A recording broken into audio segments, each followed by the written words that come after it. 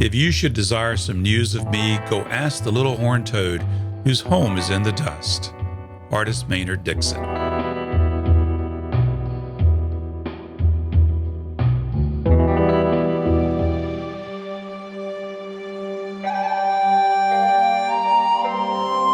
This is The Artful Painter, art lessons for artists, collectors, and people who love art.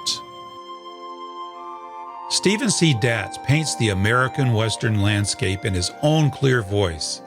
Strong, angular design, rich, harmonious colors, and a striking interpretation of the landscape are hallmarks of Stephen's style.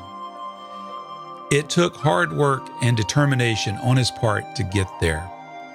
In this episode, Stephen talks about how his unique voice developed. He was frustrated by how unprepared he was to make a living in fine art after earning a BFA from Colorado State University.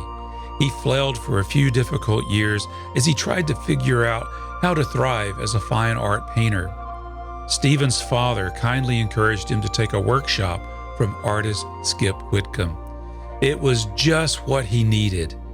That workshop opened his eyes to the value of painting outdoors and gave him access to real-world practical business advice. But there was a problem. In seeking gallery representation, one gallery owner made a frank observation about Stephen's work. His work was derivative, looking much like the paintings of his workshop instructors. Now, rather than be dismayed by the criticism, Stephen viewed it as encouragement to allow his artistic voice emerge with confidence. He made the determination to be true to himself and his vision. The result? A stunning body of work that is truly unique. And galleries, including Mark Sublette's Medicine Man Gallery, took note. Stephen's love of the landscape remains strong. He frequently explores the western landscape near his home in Grand Junction, Colorado. Now, if you're hiking deep in the high desert in the Red Rock country of Colorado and Utah, near where he lives, it's possible you might just get a dazzling glimpse of Stephen C. Datz painting the rhythm and geometry of nature. My name is Carl Olson, and this is The Artful Painter.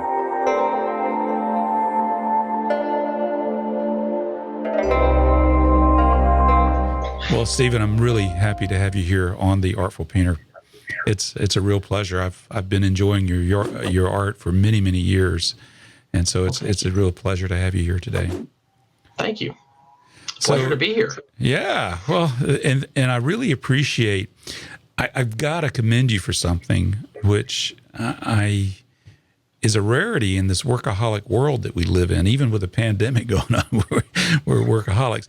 But you seem to be very disciplined. You know, I think we had a discussion about keeping office hours so that we can spend time with our family. Yeah. That's very important, and I really appreciate that about you.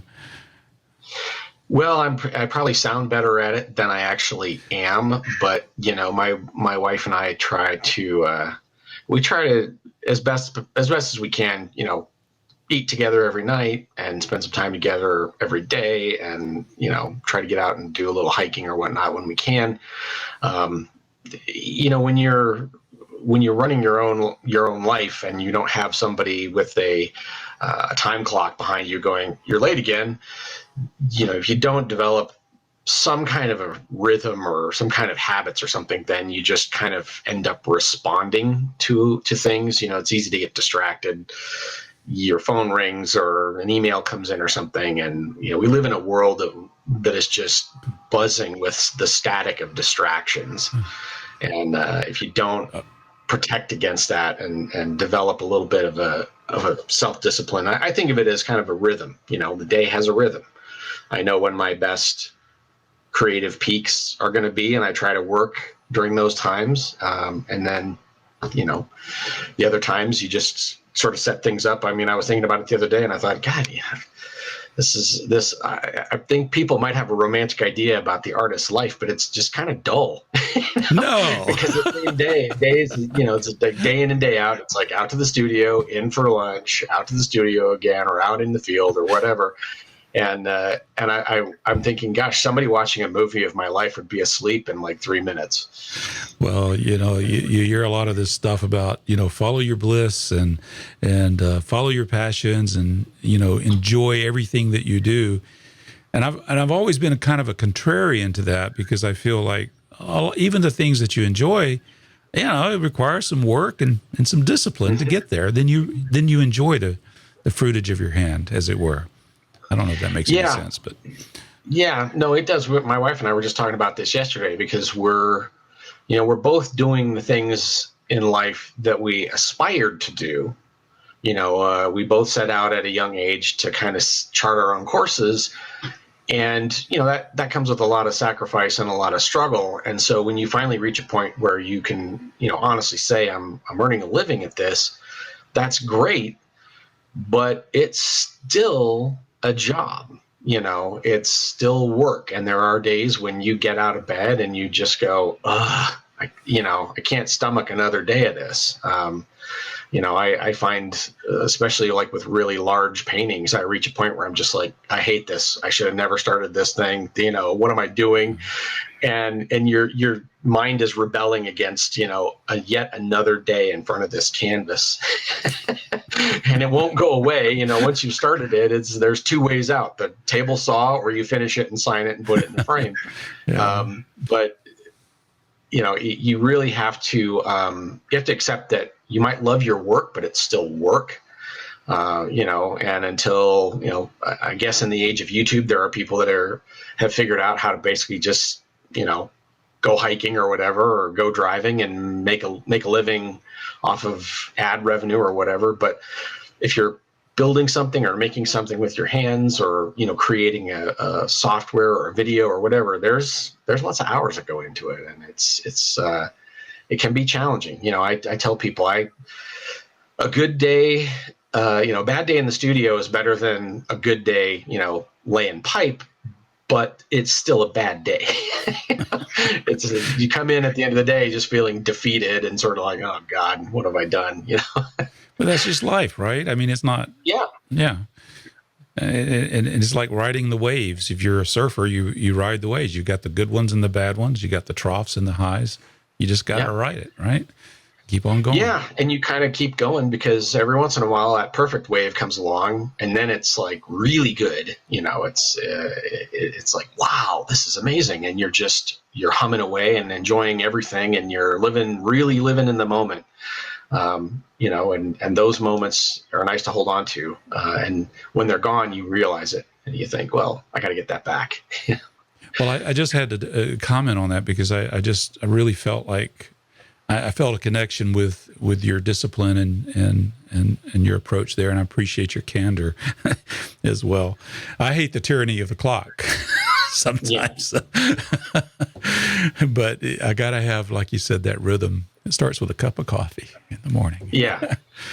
Yeah, and I think that we do get a little bit too attached to the clock. I'm notorious among my friends for being one of these. I'm anti-daylight savings crank. I rail against it every year, and people get sick of hearing about it. I'm like, this is the stupidest freaking thing. I mean, so after a while, a few years back, I just got sick of it, and I thought, screw this. I'm not even going to look at a clock. I'm going to try living life without a clock as much as I can, because my rhythms are, I can't paint when it's dark outside. So when the sun comes up, that's when I get up and I work in daylight hours and sometimes into the night. But yeah, we tie our lives to these clocks and calendars and things. And I understand the need for it, but I very much don't. I believe that you'll find a natural rhythm and a natural balance in your life if you just let yourself. And you don't really need a clock or a calendar. You just, look out the window and look where the sun is. So do you have a set time for painting? Typically morning is good. I have a couple of periods during the day, which I think probably got set early on when I was out. My first few years painting, I didn't have a studio to go to. So if I didn't paint outside on location, I wasn't producing any work. So when you do that, you kind of get into this rhythm of up early, get the early light, because that early morning sun is great. And then as the morning kind of gets toward noontime, your productive painting period stops. And so the middle of the day is kind of the lull where you do other stuff. You answer emails, or you go do your errands, you take a nap, whatever it might be. And then I find again, right around like 3:34, 4:30 in the afternoon, I can find my energy kind of ramping back up again. And again, that was just because in those early days, that's when the light started to get good again. So, by about 4 in the afternoon, 4:30 in the summertime, when the days are longer, it's later, but you find late in the day, you have kind of a surge of extra energy to go back out and go back to work. So painting outdoors was a big part of your life in the beginning of your professional career. It was my whole life. Yeah, for the first about 3 years of my young professional career, I just knew, I knew that I wanted to paint, and I knew that I wanted to try to make a go of it as a professional artist. And without a studio, I had only my plein air kit, and that's basically just what I did all day, every day, was go outside and see what nature throws at you. And wherever I happened to be, I would paint. I think I remember during one of those discussions with Mark, the first 3.5 years I painted outdoors, I think I probably pushed out about 2,000 paintings, 4x6, 6x8, 8x10, nothing giant. I never could get the hang of anything above about a 10x12 on location. And a lot of it was garbage, but it was just that formative process of, you got to cover a lot of canvas to learn the lessons that you need to develop and improve. Very nice. You live in the Grand Junction area? Yes. So you live Western in Colorado. Yeah, the Western Slope. That is a beautiful area. I am only an interloper. You're a native, so. But I love that area. I'd hoped to get out there this year, but the world happened. So maybe next year I'll be able to get out there. But that Grand Junction area, my son-in-law took us to Colorado National Monument. I never even heard of it, and I was just blown away by that place. You could never run out of ideas to paint there. No, it is a well kept secret. Surprisingly, I'm amazed. I almost never see it crowded up there, except there's a few peak times of the year when people are coming through town. But Grand Junction is such a pass through point. Moab is an hour and a half west of us. Canyonlands is about the same. We tend to be the place where people stop to, get their supplies and whatnot before they move on to the well-known scenery. But the monument is just, it's stunning. And it really, I've been exploring it for 15 years, and I never run out of stuff. I'm always seeing new things and finding new little nooks and crannies. And so I'm grateful to have it here. I was telling somebody, the other day, really the only thing I can't paint within an easy hour's drive is the ocean. I can paint everything else. I can paint alpine, mountain scenes, fall aspen colors, desert red rocks, riparian, down along the Colorado River or along the Gunnison River. I've kind of got it all. Grand Junction is, in a way, ideally located for a painter that likes variety in their landscapes. Yeah, there's so much there. My daughter lives down in Montrose. And I'm just, when we go and visit out there, it's just amazing the diversity of landscape. But you're right, there's no oceans around there. So yeah, I do like the ocean too. So, but you get that in seasons. You do that sometime else. Yeah. It's fun to visit once in a while. I've never really gotten the hang of it, so I don't tend to miss it. But when I am on the coast, I always try to get down to the shoreline and see what I can do. Yeah, exactly. Well, your paintings are they're very beautiful. Your voice clearly comes through the paintings very nicely. There's an angular aspect to it that really stands out, but it's not so blatant to be the subject of the painting itself. It's just a way that the beauty of nature is expressed, and I like that balance there. And I'd like to explore, where did that come from? How did you develop that way of expressing yourself in painting? Oh, well, that's a question I can give you the best answer I can. I'm not entirely sure. My background, so as a kid, I was never really encouraged along artistic lines as far as work. I'm the oldest. I'm the firstborn son in the entire family. On the entire family tree, I'm the first of my generation.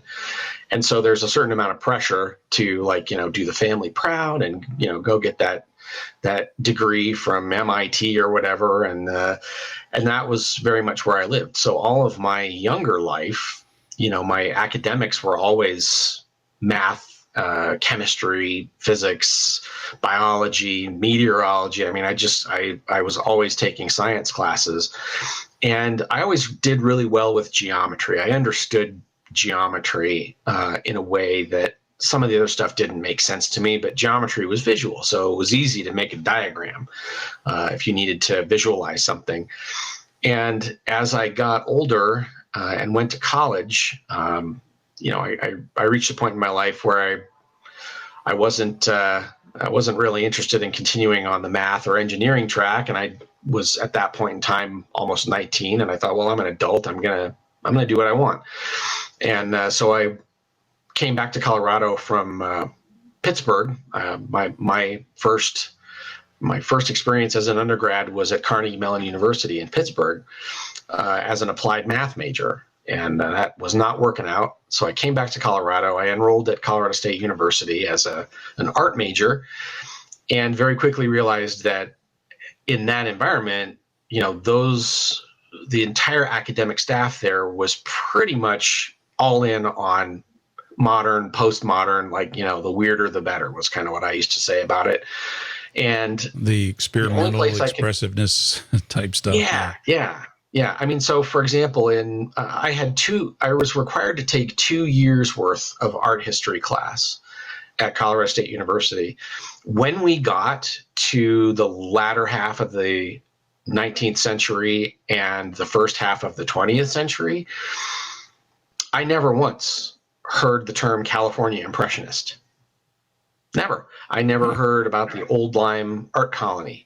I never really even heard about Winslow Homer, who's one of the greatest American artists. I think, that's pretty much universally agreed on, that the guy was a genius. Never really heard about that stuff. It was all about, Dada and Ashcan and, German Expressionism. And it was like we kind of touched on the Impressionists because that was sort of too big to ignore. But it very quickly became like, well, these guys kind of did this cool thing, and it was kind of cool, but then better artists came along later and really developed the ideas. And so I had a very heavily weighted college experience towards the modern, and the graphic design courses at Colorado State University was the only place I could go where traditional skills were still kind of valued and still needed, because you might be called upon to do an illustration for a magazine article or a catalog or a newspaper article or something like that. So you had to be able to draw. And those courses really focused a lot more on the aesthetics of layout or of the design, how a design. What time period is this that you're going to school?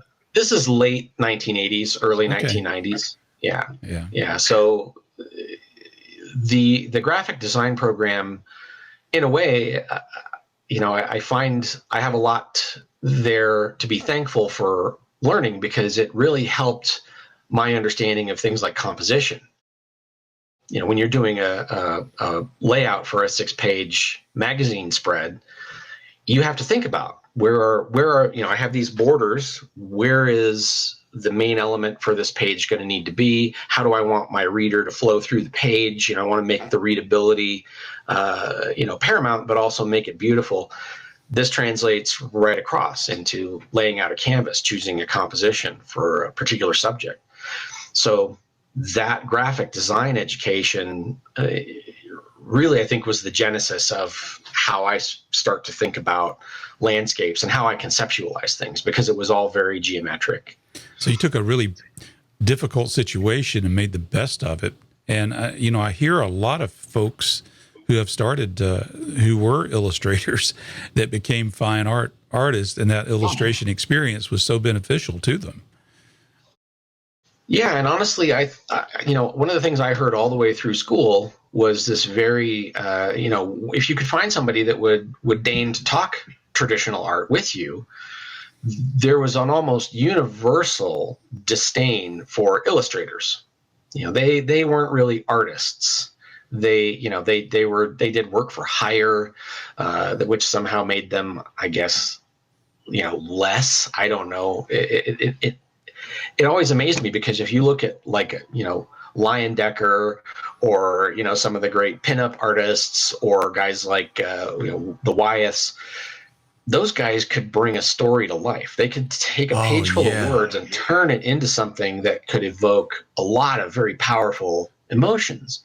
And they did it with beautiful craftsmanship. I don't know if you've ever been to the Brandywine Museum in Delaware, or in Pennsylvania, Chadds Ford. Sadly, no. Oh, but I have seen a Lion Decker. I have seen one. I know a person in Union. She has a remarkable art collection, and she gave me a personal tour of her home, and she's got this huge Lion Decker. I'm mispronouncing the name now, but it was magnificent. You could see the storytelling being done in that, and then she had the magazine, which it eventually made it too. So, but she was an illustrator as well, so she had that interest there. I would have never. I don't know where people got that. I think I would have, had I'd followed that pursuit, I would have never considered illustrators as not artists.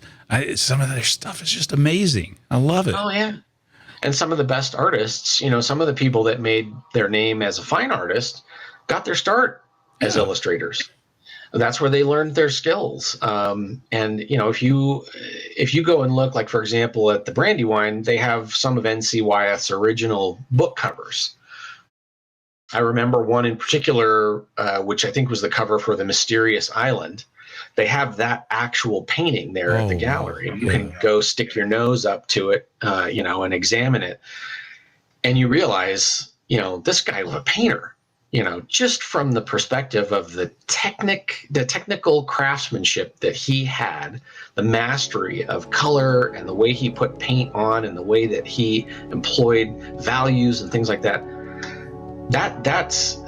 Those skills are every bit fine art skills. And I would, anybody that challenged me to defend illustration as fine art, I would take him to that museum and put him in front of that painting and say, look at this. And tell me this isn't art.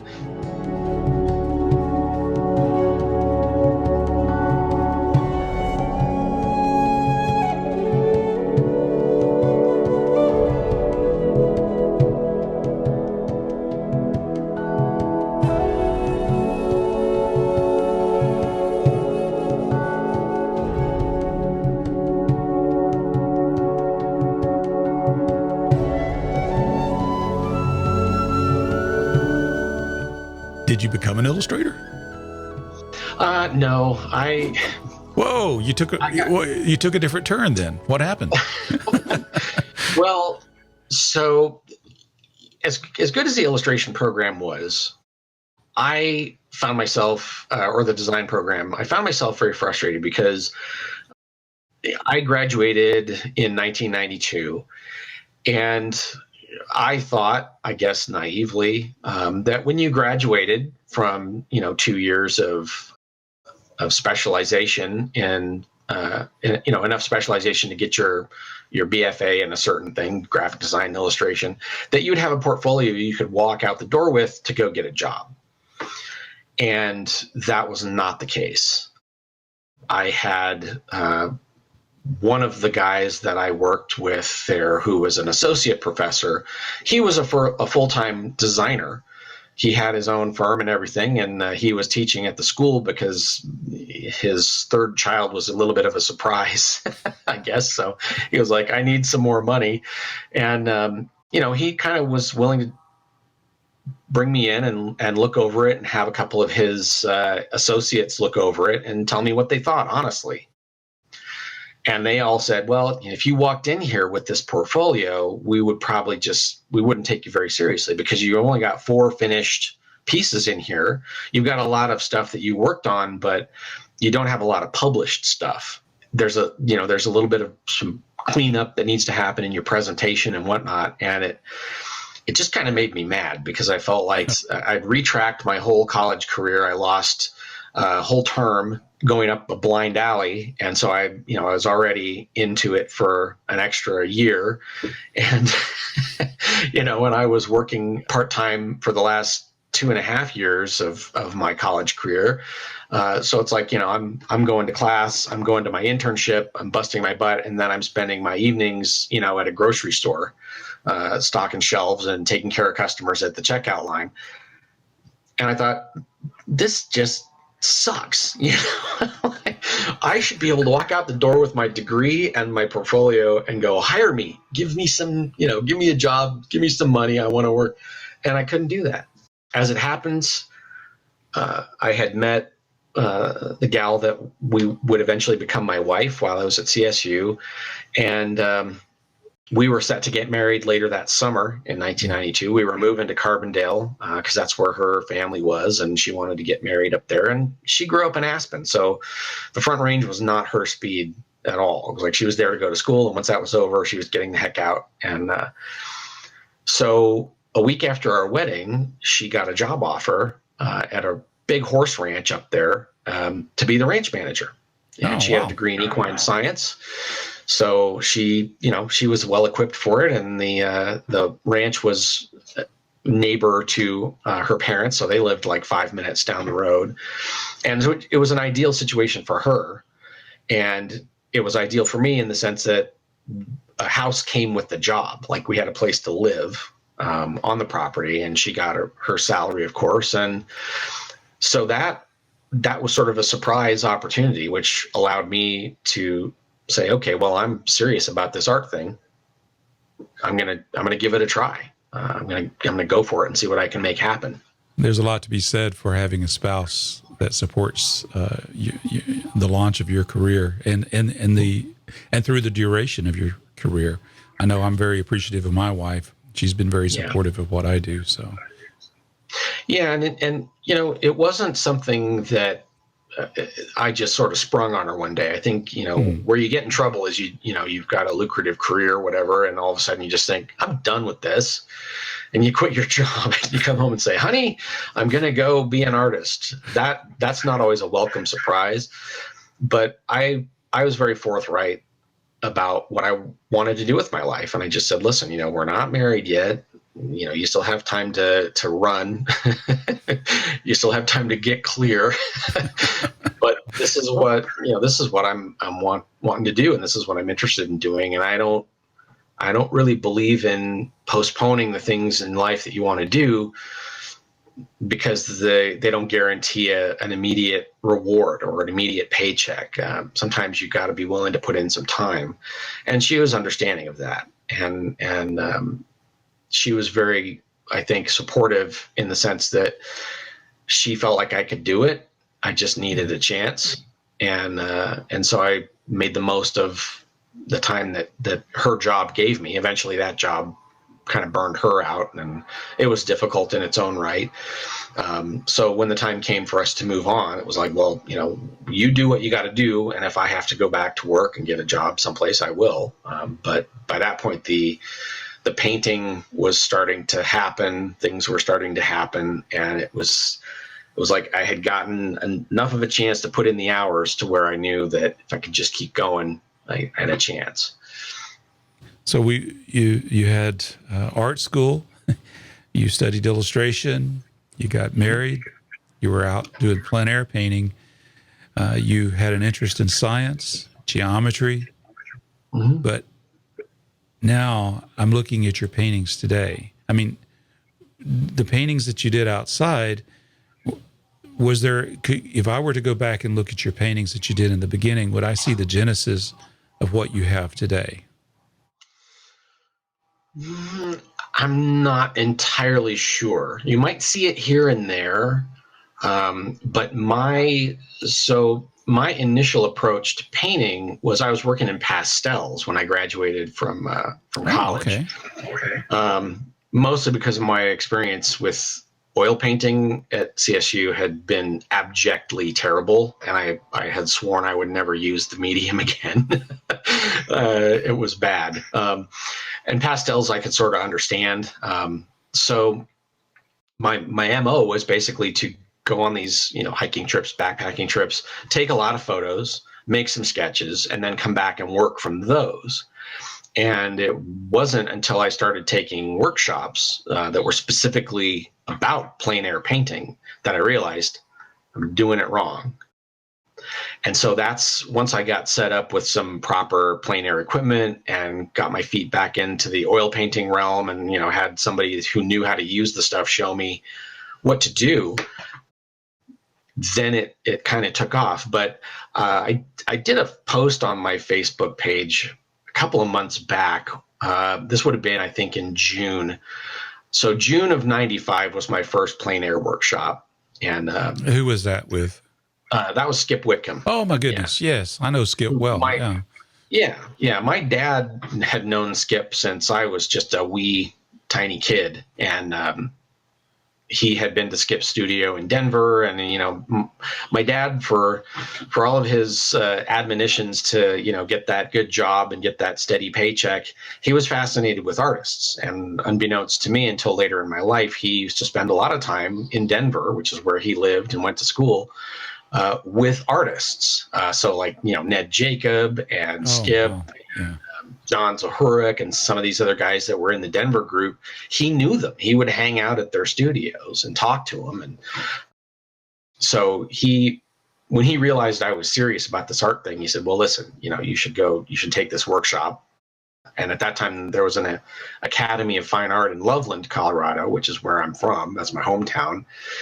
And he said, Skip's teaching a class here. You should come up and do it. And so I went up and took the class.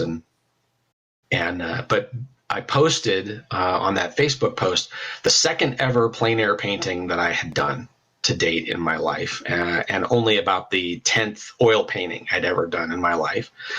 And just as a way to sort of say, hey, folks, look, we all start someplace. We have a tendency to look at people we admire and believe that they sort of always have been as good as they are, and that they have always done things that, were just jaw-droppingly beautiful. And the fact is, no, not so much. I love that. The good stuff gets out, and the bad stuff we hide in deep, dark corners of the studio and pray that no one ever finds it. Well, I have my first plein air painting ever hanging on my office wall. That is a reminder to me. And then my wife has the very first painting I ever did. It is the awfulest thing in the world, but she's got it framed and hanging on the wall. Yeah. Yep. But it's a reminder to me of where we've come from. So I like that. I like what you're saying. Yeah. Yeah, the very first plein air painting I did was so egregiously terrible that I actually couldn't live with it. It and me could not exist in the same time-space continuum, so I destroyed it. Oh, no. It was just terrible. But no, I think, early on, and especially with a guy like Skip, there's a lot of emphasis on the paint itself. You're putting down, you're mixing a lot of paint, you're putting down a lot of paint, you're kind of waiting for that happy accident to happen. And there's a lot of that sort of manipulation of edges and things. And so my early work is very heavily influenced by that outlook, less hard edges, less geometry. But that impulse was always there. And I sort of felt like for a while I was suppressing it because I would get negative critiques if I ever really let it out. I'd kind of get that, well, you need to soften this edge here, and, this shape's a little bit weird. But as I've gone down the line, I've found over the years that people seem to respond to that, and it's more fun for me. I felt like that was more authentically me than trying to imitate another artist. And I actually had a gallery owner once. I after my this would have been like 97 or 98. I was really painting hard with the idea of I need to get a body of work together and find a gallery. And I went up to a gallery in Vail at the time, which is no longer there, but the director there took a look at my paintings and said, I like what you're doing here, but it looks an awful lot like so-and-so. And he named off like Skip and a couple of the other people that I had studied with and had critiqued my paintings. And he said, that's great, but those guys already have representation. I don't need the next so-and-so. I want somebody that's authentic. I want an authentic voice. How did you take that? I was very grateful that they told me that, because it always seemed to me like the aspirants were really seeking approval for the other artists in the classes that I went to who were serious. It was like the more you see of yourself, and I found this even in my own perspective, it's like the more of yourself you see in something, the better you just tend to like it. You're like, oh yeah, this makes sense to me. I like the way you're doing this. I like the way you're handling this paint. So, and that's no fault of the person giving the critique. It's just, that's their outlook. But I found that that was valuable input, because it made me realize that, yeah, I was still looking for the approval. I was still sort of being the student and saying, I'm gonna paint these paintings and I'm gonna send off the images and get critiques, and or I'm gonna go to this workshop and I want to do a painting that that Skip or whoever is just loves. And hearing that said from a person who had the commercial viewpoint, the gallery viewpoint of like, I have to sell these things, right? So I want a unique product. You don't want to have a Walmart full of toilet paper, to use the coin of the realm today. That's where the labels are all essentially the same, some slightly different colors, or there's about like the same number of sheets, the same number of quilts or whatever, the same color packaging. You don't want that. The whole point of especially artistic expression is variety. Everybody's got their own unique voice and unique perspective. So to hear that from a guy who was running a successful art gallery, I thought, well, this is advice I need to pay attention to. And I need to start letting myself be a little more free to be me, and maybe not worrying so much about what the people I admire might think of it. That's a big challenge, because I see that. I took a few workshops. I attended a lecture with Skip Whitcomb as well. I really admired his thoughts on things, but the danger I saw with the workshops at attending with me was I did not want to paint like anyone that I attended. It's not to knock their work. I love their work. Yeah. I do. But I wanted the fundamentals, because I did not want to paint like them. So yeah, I don't take very many of them anymore. I just figure the best thing to do is I'll just paint, and I'll paint, and I'll paint, and I'll get some advice from some trusted people and go from there. Right. Yeah, and one of the things that I started doing was by becoming a little bit of a book collector. Oh, because nice. Yeah, you could go find a book about any artist that was doing what you wanted to do. And there have been a lot of really tremendous books published over the years. It's just, you got to know where to look for them and how to find them. But I've got books about artists from all over the world that, they give you a different perspective. Some of these guys, you look at their work and you go, that guy's doing stuff that kind of looks similar to how I approach things. And so that also helped inform my perspective, because that was at a point where I really couldn't afford to attend a lot of workshops. And so the ones that I did attend, it was like, I got to scrape and save to go to this. And then I'm going to be, eating beans and rice for a week after I get home. That's no fun. Yeah. Yeah. It's like every penny you can scrape together to go do it. But I quite quickly felt like after the third or fourth workshop, I just thought, I don't need this anymore. And again, not to knock the folks that are out there teaching, but what I was seeing in the workshops increasingly was that there were very few other like hardcore serious artists attending these things. There were a lot of people who, no disrespect, they had retired from some lucrative profession. That's me. And were That's reinventing me. themselves. Yeah. Oh, I mean, I didn't retire from a lucrative profession, but being retired, that's what you do. You find something else to do.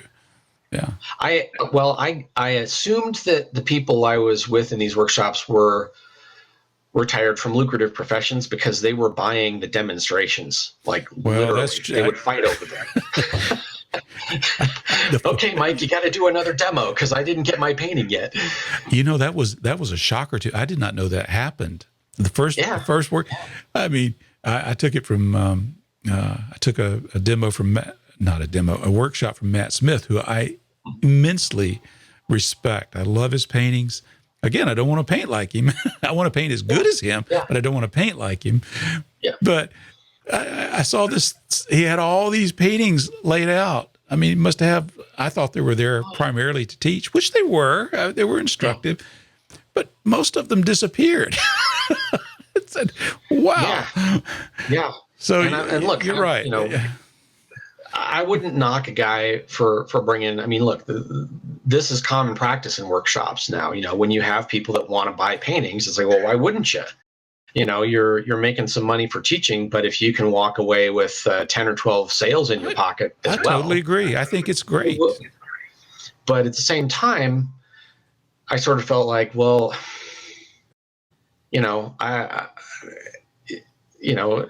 the last workshop I attended, and I'm not going to name any names here, but it was like the instructor would come around and look at what I was doing and be like, looking good. Keep going. I think you're just about there. And then they'd be gone. And they'd spend all their time chatting up the person sitting next to me, who also coincidentally had bought 3 of their demos or whatever and was at every single workshop. And I just thought, this is not the way. For me, I've got to find my own way. I've got to figure out, what I'm going to say and how I'm going to say it. And so having a gallery owner basically say, like, go find yourself. And then that kind of came full circle when I met Mark and Kathleen Sublette, because Mark's very forthright about what he likes and doesn't. And he went through my whole website, like 200 odd paintings, and he just sort of pointed out and he said, look, the things that you're doing here, that what I see there is something I'm not seeing anywhere else, and so cultivate that. See, that's valuable. That's better than any workshop that you could have got. Yeah. And in a weird way, it was kind of, when you make a break from that person that you would have considered maybe a mentor or at least an instructor who really helped you, it's hard to disagree with those guys. You start to feel like, all right, well, I'm not really following the party line anymore, so I'm at risk of kind of becoming persona non grata because I'm not doing it the way they think I should do it. But at the same time, I can't. I have to let my own instinctive voice and the quality in my work that just seems to happen. That's one of the best ways I have ever heard it expressed, is like after you've learned penmanship, your handwriting just becomes your handwriting. The way you make the letters and the way that you script, you're not thinking about it when you're doing it. It's just, there it goes. That's kind of the way it is with painting. When you're doing it right, it's that intuitive quality to it where, you know what you're doing, but the way the paintings come together and the way you think about them, that's all unique to you. And so I think of the style, if you will, as the imprint of that intuitive sort of subconscious personality. That's the part of the artist that they're maybe not intellectually aware of necessarily, just spitting out there on the canvas for all to see. And I like the honesty of that. Sure. You hear a lot about let's be real, and keeping things real in art and not trying to load your work up with affectations and things. And so to me, it's like, well, that's real. When you're painting in a way that's almost just purely subconscious and intuitive, and it's guided by something that you're not fully filtering through your intellect, that's as real as it gets.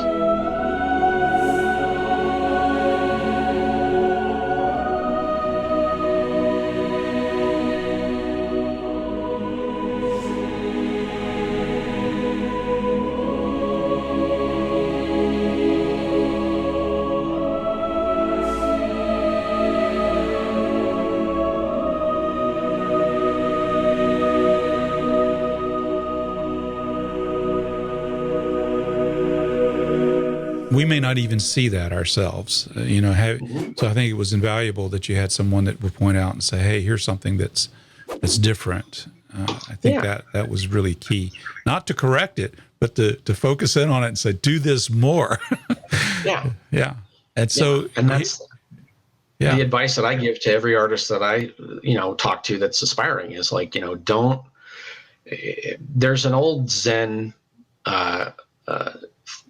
quote, I guess, that I have on my wall in the studio that goes something like this: do not seek to follow in the footsteps of the men of old, seek what they sought. That's it in a nutshell. Like, don't try to be one of those guys they can be your heroes, that's fine, but they're them. You can't be them. You shouldn't want to be them. Achieve what they've achieved. Find a way to express yourself in a way that's as evocative and meaningful as what they do, and has as much of a craftsman-like approach. I think that's a good way to look at it. And I think some of the guys, at least the ones I've taken workshops, they don't really want you to paint like them.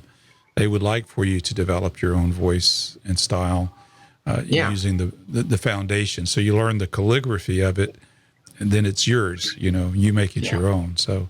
And I appreciate their encouragement to do just that as well. Mm-hmm.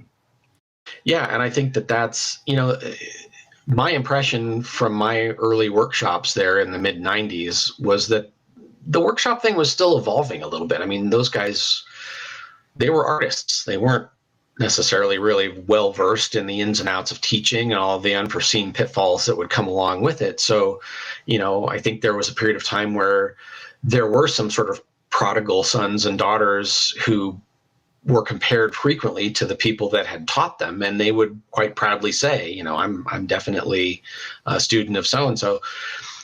But then I think people started to realize, like, oh, but now your paintings are becoming sort of indistinguishable. I can't tell the difference really unless I look hard between you and your mentor. Right. And so that realization, I think, kind of dawned on people to like, oh, wait a minute, we don't want to just churn out a bunch of clones. We want to churn out some artists. We want to churn out some people with their own things to say and their own ways to say it. A topic that's been evolving it really started with one of my listeners. They sent in an email.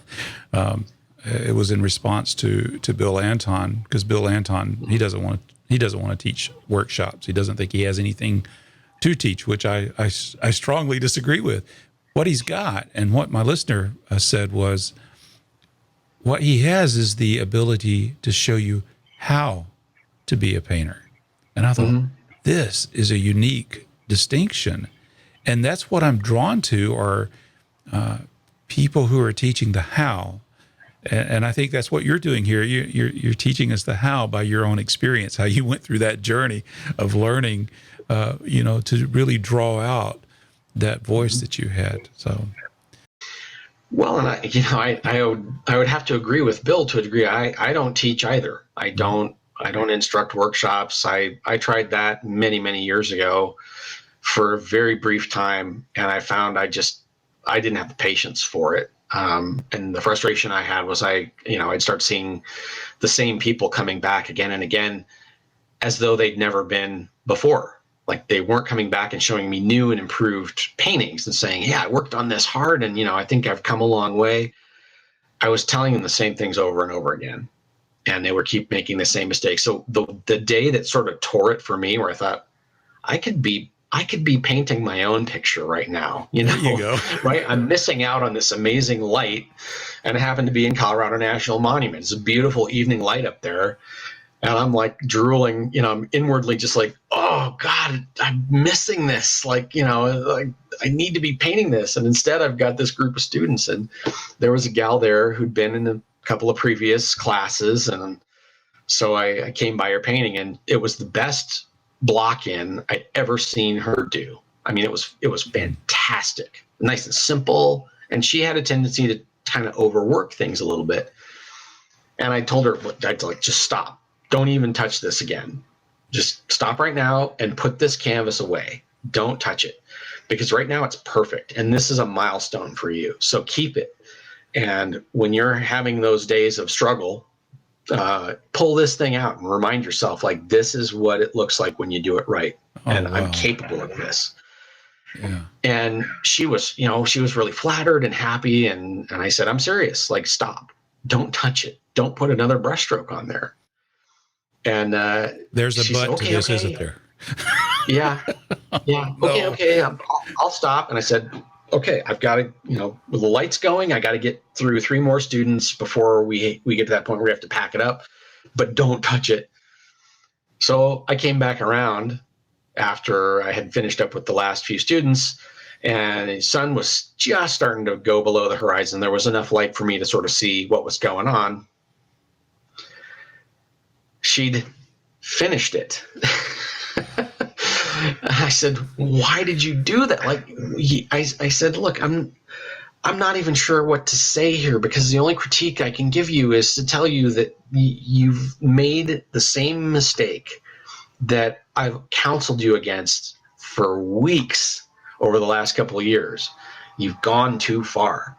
Every juniper has every last needle, every last curl of bark. It's like all the simplicity was destroyed. It just was, it was diminished. It was like, it was art before you finished it. And now it's just a picture. And I'm sorry about that. Like that just, I just thought, how do I get through? And it was so frustrating. I went home that night and I was mad. I mean, it just was like, God, this is not like, how am I failing at this? Because I felt like, I somehow had not communicated enough the urgency of the importance of that painting to her. Like, this is a milestone for real. And it just, it burned out that circuit in my brain that had teacher written above it. I just thought, you know what? This is so frustrating. I'm done. I'm done. I'm going to go paint. And, and I tell people too, like, a lot of what I've learned and a lot of the skills that I've learned in terms of color theory, the knowledge that I've gotten has come to me from just reading and looking at other art and being curious and doing my own analysis. Some art schools will send their students into these museums and things and tell them to copy a drawing or a painting as an instructive experience. And I thought, well, this could also be done just from an analytical perspective, go in and make some notes about what do you see in this painting from a compositional perspective, make a diagram of it, break it down, analyze it. And so that's what I did. And I sort of felt, the last time somebody asked me if I was interested in teaching, I said, well, I'm not really, but I'll share any knowledge I have, I'm happy to share with you, period, for free. Because I got it all from just doing my own homework. And if you go do your own homework, you may find, you develop more quickly because you're internalizing all these lessons. So, I'm certainly not qualified to teach anybody anything. I'm a beginner with all of this. But I do enjoy sharing these conversations with other artists, because I think there's a lot that it's like reading a book, but you're hearing the book. You're hearing, the artist's thoughts on different things, and there's always something to glean from somebody. And I love books. I've got this huge collection I've started, much to my wife's chagrin.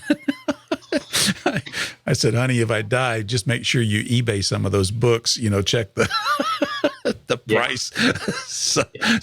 So you get back your investment on some of those books. But yeah, what's some of your favorite books that you have read? There's a few things I go back to just as a matter of reminding myself. So of course, The Art Spirit is one. I have an old book, dog-eared, beat-up copy that has been highlighted to death, and it's got sticky notes sticking out of it every which way.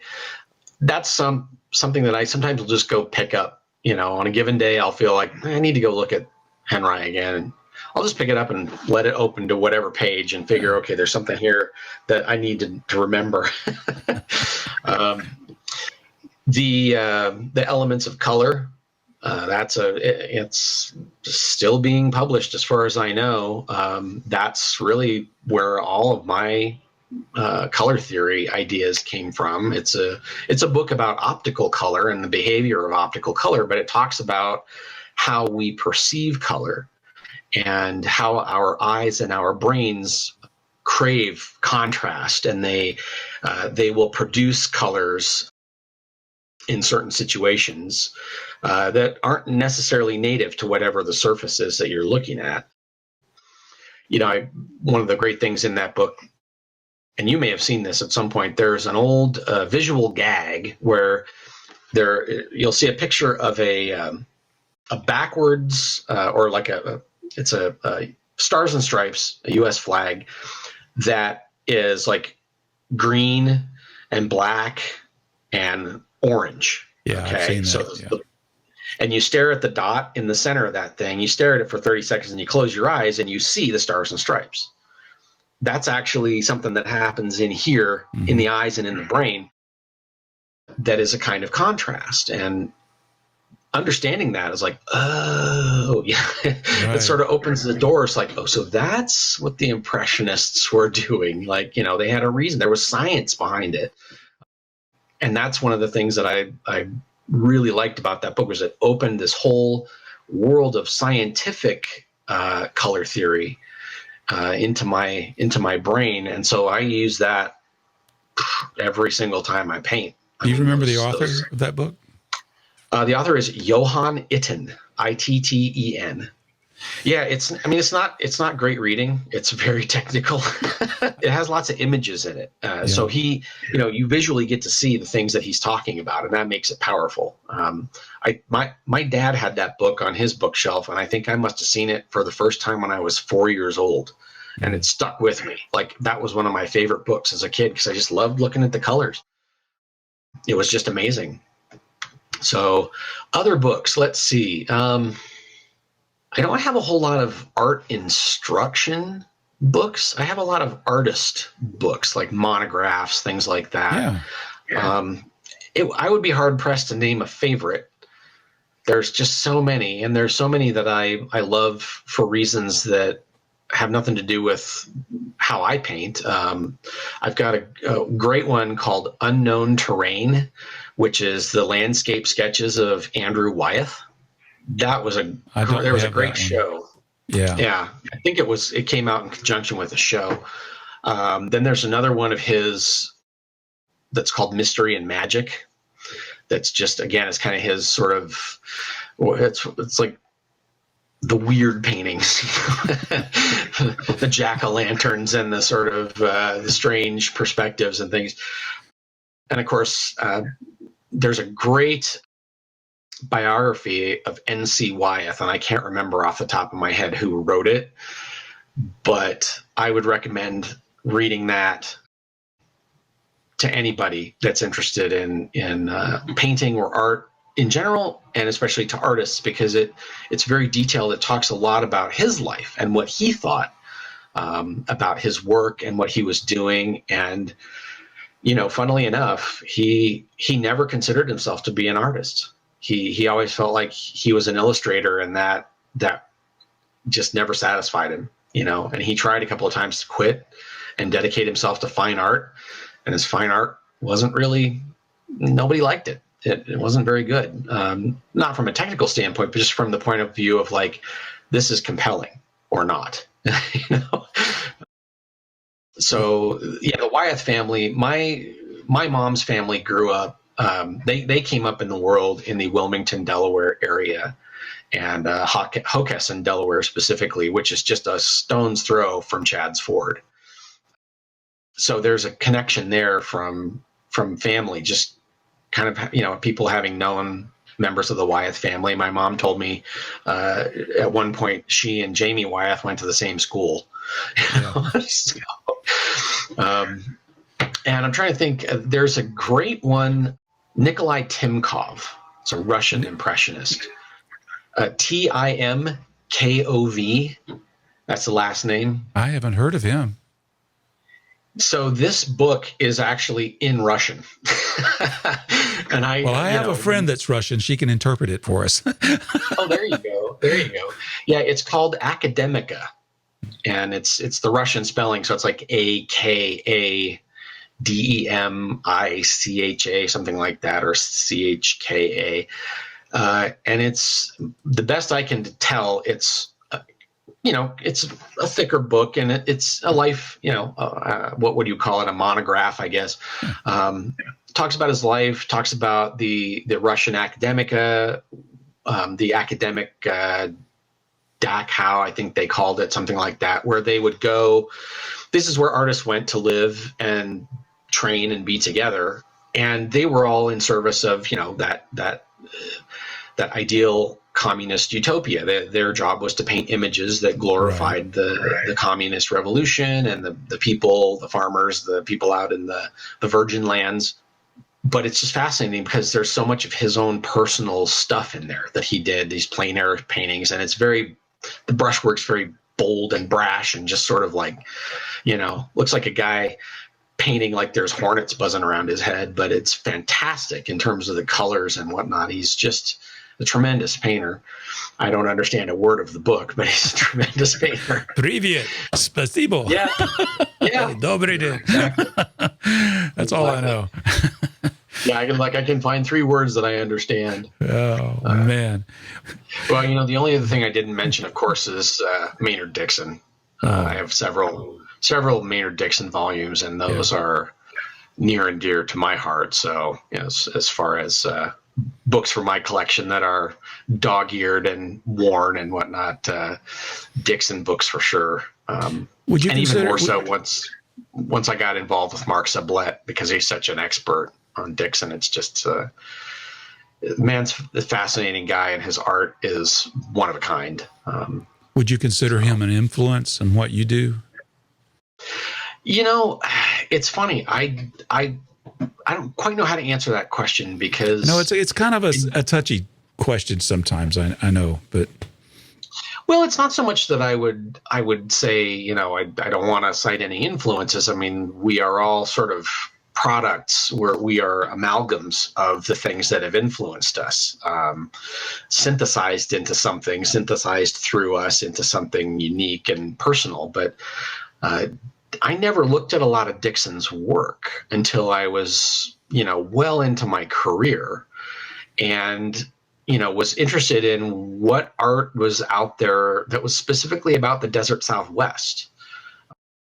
There's not a lot of it. There's not as much as people might think, historically speaking. And I read a great book. It was a biography of a young man named Everett Roos, I believe. A Vagabond for Beauty, something like that was the title. And it was basically just a collection of his letters that he wrote home. But this is a kid, in the height of the Depression, he wandered out into the desert. And he spent 4 years just wandering around the desert Southwest. But he knew Dorothea Lange, who was at one point married to Dixon. And so there was a connection made there. And life's full of weird little things. So Everett spent a lot of time in the Escalante area of Utah, which is an area I've backpacked a lot. I know that place well. And it's an extraordinary landscape. Oh, it's fascinating and tremendous. And it just never gets old. But Everett disappeared in 1934 without a trace. No trace of him was ever found. He was in a canyon off the Escalante River, which is now under Lake Powell. And it's kind of just been this unsolved mystery that people have been talking about since 1934. What happened to Everett? Where'd he go? Like, how come did he just vanish? And so I happened to be on a hiking trip in Escalante, and the last day of the trip, we had hiked down and done our usual pilgrimage to town for the comforts of civilization, pizza and beer and showers. And the next morning, we were getting ready to go eat breakfast, and we were walking down the street. And this is tiny little Escalante, Utah, before it became what it is today, which is much more of a tourist mecca. Back in those days, it was still kind of just this quiet little Mormon town. There was a couple of restaurants, there was a couple of gas stations, and there was one motel. And we're walking down the street to go eat breakfast, and I pass this bookshop. And in the window of this bookshop is a copy of Desert Dreams, which is the first book I ever saw of Maynard Dixon's work that had been really collected and had a good biography. And I stopped and I looked at this thing and I was like, whoa. And the bookshop wasn't open. So we went and had breakfast. And on the way back past, I stopped in there and I said, how much is the copy of Desert Dreams? And $70, which at that time was like, oh God, I'm not sure I have enough gas to get home if I spend my $70, but I spent it anyway, by God. And I bought that book, and that was my gateway into the world of and the study of Maynard Dixon and learning about him. It wasn't so much, I would say, an influence as just I saw in his work things that I was like, I see it this way too. Like, he's got something here that's intrinsic to the desert and to the way these rocks look and the way that these desert colors work. So I was instantly a fan. I just resonated with it.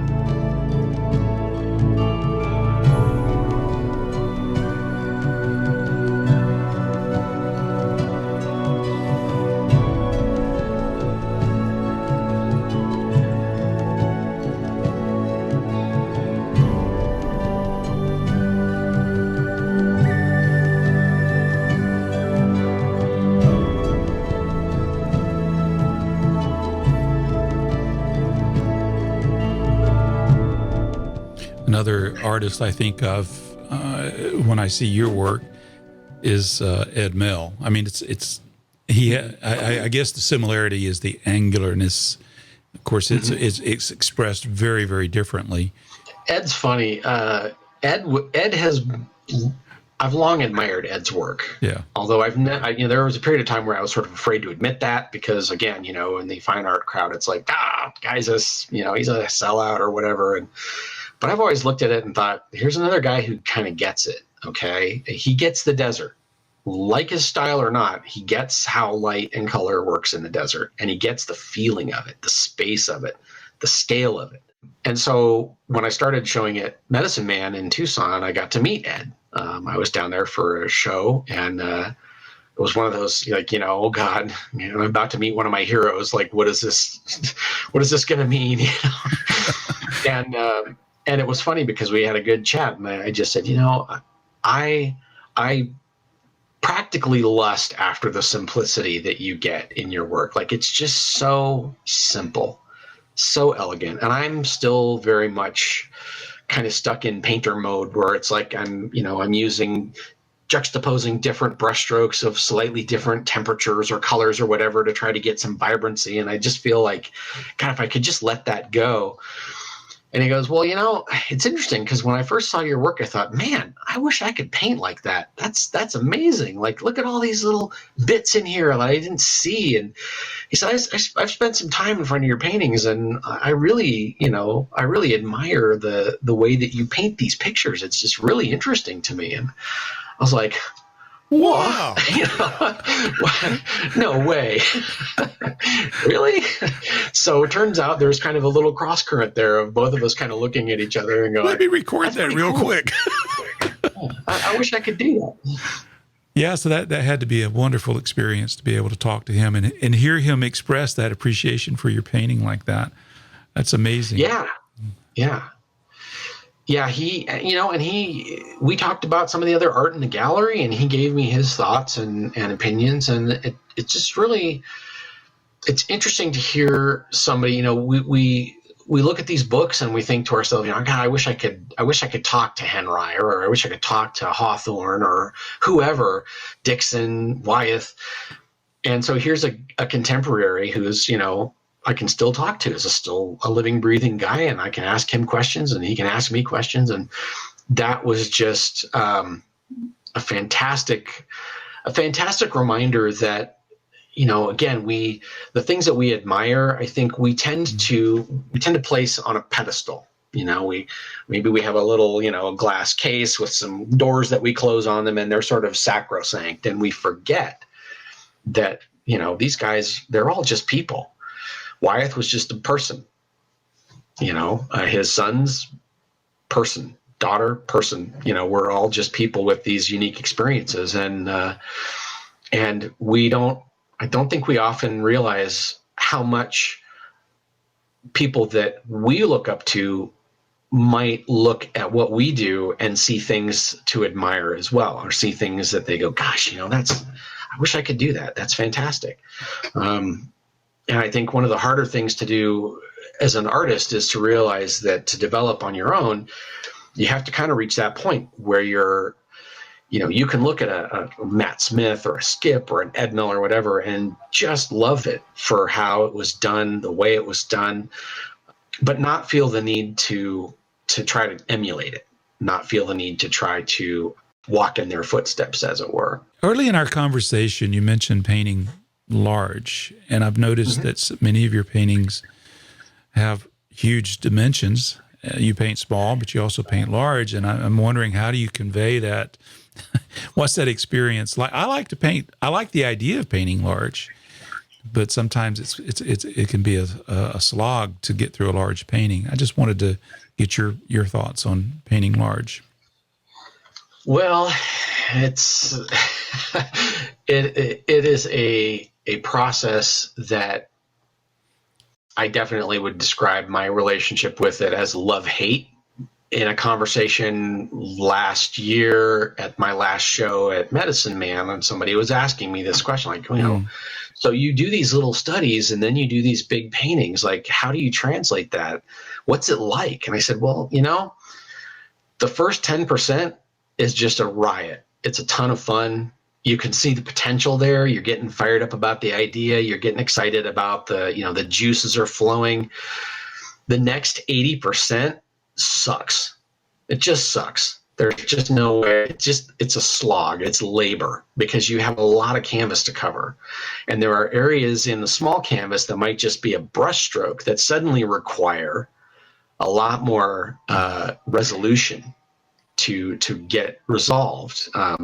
This is where I just sort of go back to that. God, I wish I could get a little piece of that Ed in me, because I could just be like, this is going to all just be one big color. Yeah, just use a 6-inch brush, do an enlargement, and that's it. Yeah, but my brain just doesn't work that way, apparently. But so it's a fight because you're going back and forth a lot. You're making mistakes.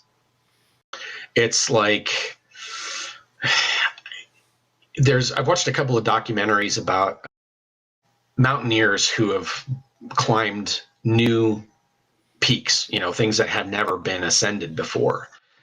And the last one I watched, I forget what it was called. I think it was Maku or something like that. It was about this peak in India, the Shark's Tooth. I'm sure if you Google it or search on Netflix, you could probably find it. It's riveting. It's fascinating. But I was watching that going, this is like doing a 48 by 96 inch canvas. This is exactly like, every step could be treacherous. You can spend a whole day working and then go in the next morning and go, what is that? Like, what was I thinking? Because you get lost in it. You get lost in the process and you start to focus on one little area and you forget you've got all this other space to fill. So it's a grind. I find it very challenging. As someone who cut their teeth on 2 hours per 8x10 out in the field, where it's like one and done in 2 hours, you've got something. You can either love it or hate it, but you've got something and you can move on. And with a studio painting, it could be weeks, in some cases, even months, if you really hit a wall. And so I have had to cultivate a lot of patience, and it has pushed my self-discipline right to the bitter edge to keep going on some of these things.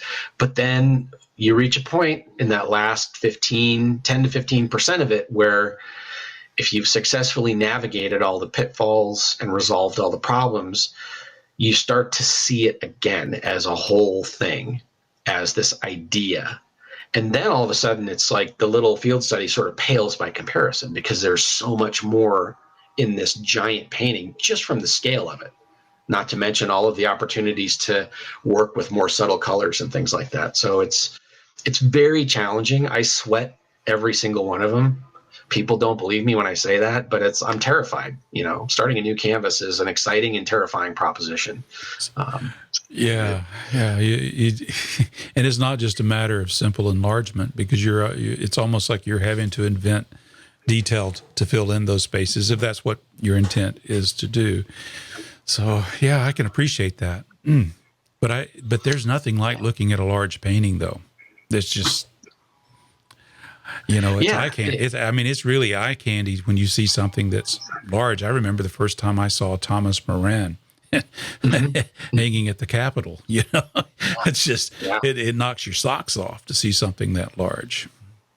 Yeah, the scale of it. And that's the reason why I keep going back to it, because out here in the West, especially, there are these places that demand that kind of scale. They're so vast. Being in the middle of it, you just feel that. And so in order to try to get any sense of that, you really have to work on a large canvas. You have to sort of physically enlarge your idea to a point where it has that imposing stature, that sense of massiveness about it.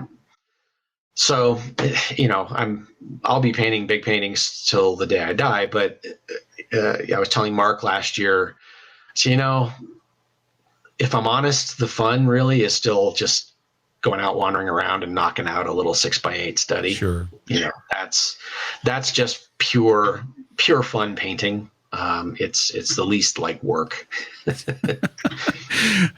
Yeah, I think about I just bought a book not too long ago. I read it cover to cover, which I don't always do with a book. It was by Wilson. It was about Wilson Hurley. Man, oh yeah, his paintings are huge, and I've seen some of his paintings. They're just amazing. But when you said sometimes a landscape warrants having a large size, I thought of some of the things that he did. Certainly fits that bill. So now I haven't had the advantage of looking at your painting. Is your paint applied thickly or thin, or how is that? I can't quite discern it from the photos that I have.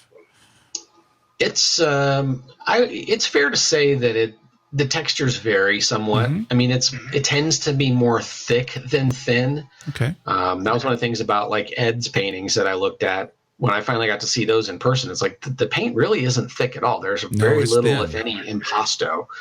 And on my work, there's definitely some impasto. There's some visible brush strokes, but on the large canvases in particular, there'll be more of a layered, because I do an underpainting first, and then I start using that as a base note to compare to, and then things get added on top, shapes get adjusted, that sort of stuff. So you can discern more layers of paint. But I like the thicker paint, and I use a fairly toothy canvas, so you kind of have to put some paint down to cover it. Otherwise, it's just speckled. What kind of surface is it that you're painting on? So it's a double woven 12-ounce cotton, and it's and again, I just tend to like it because it's uniform, and it holds the gesso well, it holds the paint well. You can work thin if you want to, but it has the tooth to stand up to repeated applications of thick paint. I always love hearing what people like to paint on. It's different every time. That's cool. I was talking to Lynn Schmill. He paints on that Polyflex material, which is very uniform as well. Mm-hmm. But he loves that stuff.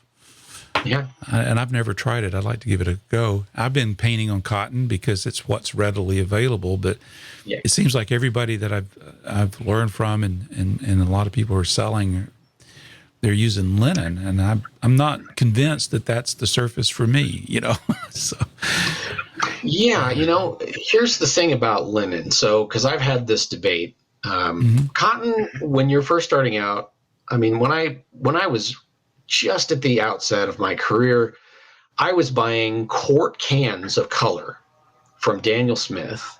Back then, you could still get quart cans of their paints. They just happened to have all the colors I used, and I used a very limited palette back then. It was like 6 colors in white, and I would tube it myself. I would sit in front of the TV in the evenings and just put paint in tubes because it was cheap. I could save like 66% buying it by the quart, and that helped me be able to paint more. It's like materials costs are a huge barrier. If you're doing 4 field studies a day, every day, day in and day out, you need to be able to economize somewhere on materials. And cotton was the cheap material. That was the best I could find that was cheap. But the thing about cotton versus linen, because you'll hear a lot of people talk about cotton as though it was somehow inferior. As a stretched canvas, perhaps you could make that argument. Linen is longer fibers, so it's going to hold up to tension better. But when you're using canvas mounted on a panel, it's not under tension. It doesn't matter. And that's kind of where I got to with it. When people would beat up on me, I'd just say, look, hey, I'm painting on a panel. It doesn't matter what's on here. What kind of panel? Put burlap on here. I make my own panels. Again, partly just because I'm cost conscious, but also I'm kind of particular, and I use a lot of weird sizes that I can't get. Yeah. But I buy 3/16 inch gator board, and I mount my 12-ounce cotton on that gator board, and then I prime it with another, acrylic primer. Oh, you didn't say that, did you? Yeah. Yeah, that's the response you tend to get from people who are like, "Oh God, what is this amateur doing?" But listen, it is inert when it dries. People, it's pH neutral and inert when it dries. It's basically plastic. So anyway, as far as the cotton versus linen debate goes, I consider the definitive closure of that argument to be if it's a stretched canvas, then yes, I can see where linen would be superior. However, as an economical surface for use on a panel mounted to some kind of substrate, whether it's MDF or plywood or gator board, whatever, there's no reason to knock cotton, because the fiber, the weave, that's all a matter of personal taste and preference. It has nothing to do with the longevity of the art when it's sitting on a panel. The kind of glue that you use, the kind of gesso that you use, that will have much more to do with how well it ages than anything else. What do you recommend for the glue? Well, here again, I'm sticking with that old school product that I was introduced 2 decades ago to, called Miracle Muck, which is a PVA glue. Yeah. Now, look, any PVA glue will do, and here again, I've gotten some feedback from people about this where they'll say, well, it's not pH neutral. Well, listen, the stuff will be dry in like 10 minutes. That's when it becomes neutral anyway. Yeah. When it dries, it is pH neutral. So it's not a hazard to the canvas as long as you don't prime it before it's completely dry. Like, I mount my canvases and then I let them sit for 2 days, open air. Just to make sure there is no possibility. And I live in a climate where there's like single-digit humidity for most of the year, so they dry fast. And then the primer coat, again, it's a question of how diligent are you when you're putting it on, and how thickly do you put it on? How many coats do you use? I prime with a Utrecht Professional acrylic gesso, and I put 3 coats. And again, I put a coat down. The first coat is thinned down with water a little bit so that it gets into those fibers and will protect them. It's the same. That's the function that the rabbit skin glue has, or the PVA glue when you're doing an oil prime, protects the cotton or the linen from the effects of oil as it ages. And those get to dry between coats. So it's a coat goes in, it dries for 2 days. Next coat goes on, dries for 2 days. I sand between coats. to make the surface be what I want it to be. And that's what it is. So, that's the surface I like. That's the surface I'm used to. And, I don't think that it's fair to demand, especially for a younger artist or aspiring artist, where it's like, you're going to pay $8, $10, $12 for a small canvas because it's got linen on it and it's mounted on Baltic birch. I mean, who cares? As long as it's firm and I can paint on it, it doesn't have to be expensive. Well, I'll tell you, one of the biggest disappointments I had was buying linen on Baltic birch. They were expensive. They all warped. And I never liked them. I just never liked them, and I've never bought them again. And I'm kind of like you. I prefer to make my own stuff because I like my own. I like different aspect ratios that are not common. But I find aesthetically pleasing. So I was intrigued when you said that you like to create your own sizes for your paintings as well. Yeah. And the benefit too is that, I will prime up big, I get my, my 3/16 in 30 by 40 panels. Well, 3/16 isn't really thick enough to hold up to a 30 by 40 unless it's braced somehow. But I can put a canvas down on that and then have a big piece of canvas, a big piece of panel that I can cut to any size I want on demand. And I like being able to do that because sometimes the painting, I've got about a 90-foot walk between my house and my studio. The painting I'm thinking about starting when I'm walking out the door is sometimes different from the painting I end up starting by the time I get in the studio. Mood changes. Inspiration strikes. I don't know, but sometimes it's nice to be able to go, I'm going to start this other one today and just walk out and trim the thing down and get going. When you want to paint larger than the standard size Gator board or ACM panel, I think most of them are 48 by, 48 by 96? Is that the? Mm-hmm. Yeah. So if you want to go bigger than that, do you go bigger than that, 48 by 96? So okay, that solves that problem. And besides, that would bring on inordinate pain. Yeah. I find that the limit of my patience is about 48 by 96. I've done a couple of those in my career, and I can tell you I don't miss them. People say, oh, you've got months invested in this canvas. Aren't you going to hate to see it go out the door? I'm like, no. I want to see the paycheck hit my bank account. I'm just so tired of this thing. It's terrible. This dogs my nightmares. So I don't. The logistical challenges of anything bigger than that, of moving it, not to mention painting it, but then moving it, transporting it safely, these become major considerations, and they're expensive problems to face. It costs a lot of money to create and ship a gigantic painting. So I sort of feel like I'm happy with 4x8. I've never felt a need to go bigger than that. Well, Stephen, I think I could talk to you for hours on this topic. I've really learned a lot from our discussion, and I'm very grateful that you've taken the time to talk with us here on The Artful Painter today. Oh, you're very welcome. My pleasure.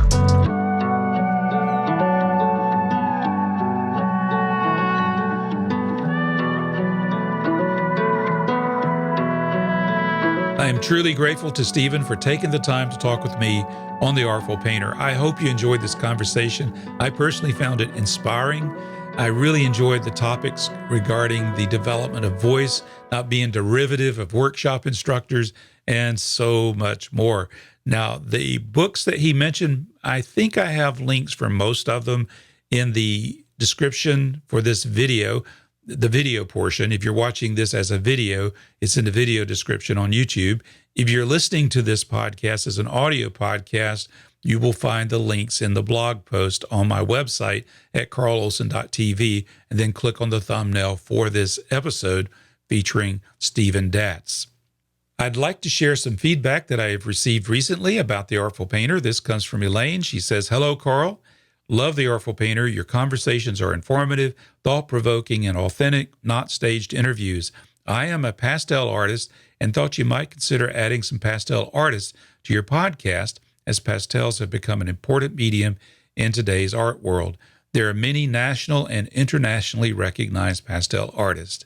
Elaine, thank you so much for taking the time to contact me. I agree. Pastels is a beautiful medium, and there are a number of wonderful artists doing amazing work with pastels. I would like to remind you that there have already been 3 artists featured on The Artful Painter who are pastelists: Victoria Taylor Gore, Skip Whitcomb, and Lorenzo Chavez, which was the most recent episode that I published. So be sure to check those out if you haven't already. The next email comes from Jean. She says, "Hi, Carl. I so enjoy your podcast. You have had so many wonderful people on, and I'm always sending links to my painter friends. Congratulations on this really wonderful work you're doing, especially during these isolating times." So, Jean, this is amazing. I am so grateful to you. You sending out those links to your friends, letting people know about the Artful Painter, that's a big help to me. I owe you one, okay? And I encourage everyone, if you have friends that haven't heard this show, whether they're painters or pastelists, they're artists, or they're collectors, encourage them to take a listen to the show. It's okay if you send them the links or send them the YouTube channel. Whatever your favorite way to send it out is okay with me. And one last email comes from John Potoshnik. He was on The Artful Painter a while back, and I hope he doesn't mind that I'm sharing this email, but I thought it was very interesting because it's funny how the art world is, in many respects, very small. There are connections. And so that's what I want to highlight in this email. So he writes, he says, "Carl, the Dan McCall interview is awesome. He has spent considerable time thinking about life and art and expressed himself very well." Now, here's the interesting part. John goes on to say, "Dan and I were in night classes together at Art Center, sitting side by side at times. Also, we're represented by the same gallery in Kansas City. His work has really changed since those days." Yes, indeed, his work has changed, very much so. But wow, what an amazing experience. What a wonderful memory to have, to be connected with this. These are 2 great artists anyway, John and Dan both. They have their own very unique vision, their own style. But so it's just really good to see this connection. I just wanted to share that with you. John, thank you for sending that email, and I hope you didn't mind that I shared that with my audience. I really appreciate it. So finally, there's one last thing I want to share. I want to welcome a new associate producer. You may be asking, what is an associate producer? If you're a first-time listener to the show, let me explain. An associate producer is just my little special term that I give to people who make a donation to the show. Their financial support helps pay for the website where this show is hosted, the hosting for the podcast, and other expenses in connection with producing The Artful Painter. So I am very grateful to those who have made that kind of donation. So the new associate producer of The Artful Painter is Scott Heckelson. Scott, thank you so much. So that brings the total number of donors for 2020 to 19. Cynthia Agatha Cleus, Kelly Bailey, Alan Bloom, Sandra Shook, Jeffrey Eichhoff, Scott Heckelson, Richard Husband, Brent Kimber, Deborah Martin, David McNeil, Jonathan McPhillips, Jim McVicker, Margaret Miller, Debbie Mueller, Cheryl Petty, Jill Rufato, Frank Wash, Shirley Williams, Colleen White. Wow.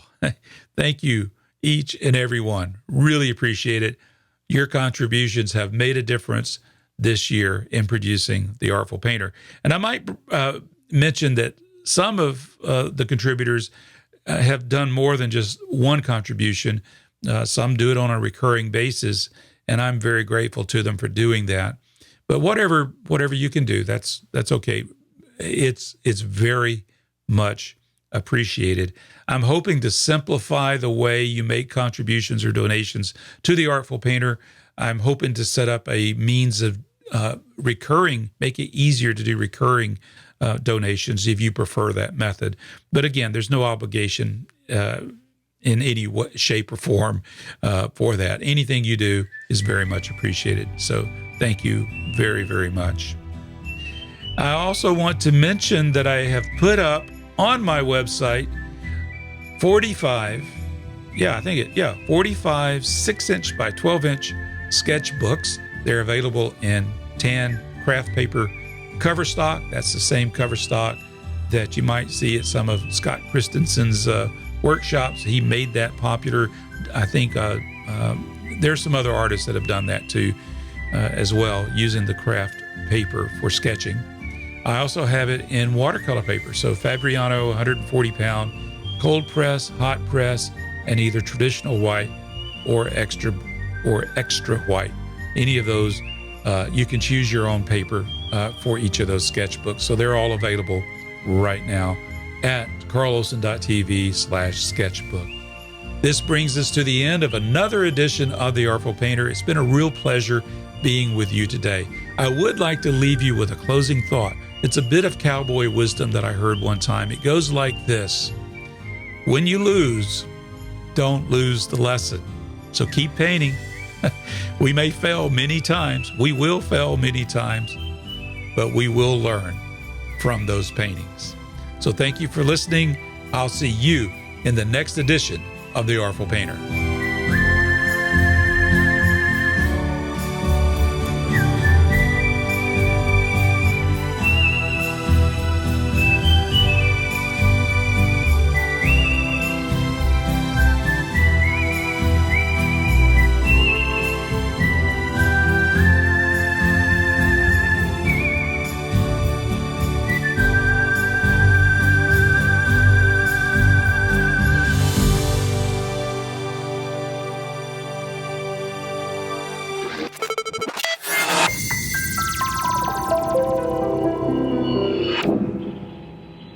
Getting a picture on the TV.